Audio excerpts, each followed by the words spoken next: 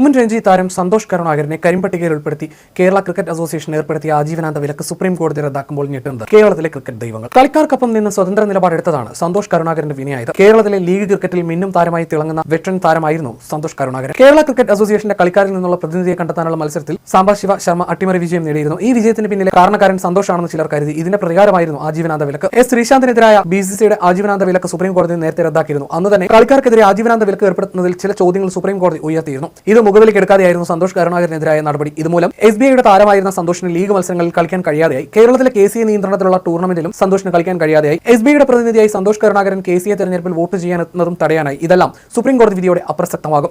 46-ാം വയസ്സിലാണ് സന്തോഷ് അവസാനമായി തിരുവനന്തപുരം ക്രിക്കറ്റ് ലീഗിൽ കളിച്ചത്. ആ പ്രായത്തിലും ഏറ്റവും കൂടുതൽ വിക്കറ്റ് നേടിയത് സന്തോഷായിരുന്നു. കേരളത്തിൽ ലീഗിൽ ഏറ്റവും കൂടുതൽ വിക്കറ്റ് നേടുന്ന പ്രായം കൂടിയ താരമാണ് സന്തോഷ്. അവസാന ലീഗ് ടൂർണമെന്റിൽ 5 കളികളിൽ നിന്ന് SBIക്ക് വേണ്ടി സന്തോഷ് നേടിയത് 44 വിക്കറ്റ് ആയിരുന്നു. അതിനു മുമ്പിലെ സീസണിലും തിരുവനന്തപുരത്തെ ബെസ്റ്റ് വിക്കറ്റ് ടേക്കർ സന്തോഷ് ആയിരുന്നു. പ്രായം തളരാത്ത വീര്യവുമായി എന്നും SBIക്കായി ബാങ്ക് കളികളിൽ സന്തോഷ് സജീവമാണ്. കേരള ക്രിക്കറ്റ് കണ്ട ഏറ്റവും മികച്ച ഇടത് കൈയ്യൻ ഓഫ് സ്പിന്നർ ആയിരുന്നു സന്തോഷ്. പക്ഷേ ഒരു മത്സരം മാത്രമേ രഞ്ജി ട്രോഫിയിൽ കളിക്കാനായിട്ടുള്ളൂ. അതിനുശേഷം ക്രിക്കറ്റ് ദൈവങ്ങൾ കണ്ണടച്ചു. SBIക്കായി കേരളത്തിലെ ലീഗിൽ തകർത്ത് വിക്കറ്റ് എടുക്കുമ്പോൾ സന്തോഷിനെ ആരും കണ്ടില്ല. അനന്തപത്മനാഭനും രാംപ്രകാശ് ഉമരി സുരേഷ് കുമാറും അടങ്ങുന്ന കേരള ക്രിക്കറ്റിലെ സ്പിൻ ത്രയത്തിന്റെ മികവും സന്തോഷിന്റെ യൗവനകാലത്തെ രഞ്ജി ടീമിലെത്തുന്നതിന് വിലങ്ങുതടിയായെന്നതാണ് മറ്റൊരു യാഥാർത്ഥ്യം. ഇതിനിടയിലാണ് കേരള ക്രിക്കറ്റിലെ ചില തെറ്റുകൾ ഉയർത്തിക്കൊണ്ടുവന്നു എന്ന പേരിൽ സമ്പൂർണ്ണ വിലക്കിലേക്ക് കാര്യങ്ങൾ എത്തിയത്. അവിടെയും തളരാത്ത പോരാളിയെ പോലെ സന്തോഷ് കരുണാകരൻ പോരാടി എല്ലാ അർത്ഥത്തിലും വിജയവും നേടി.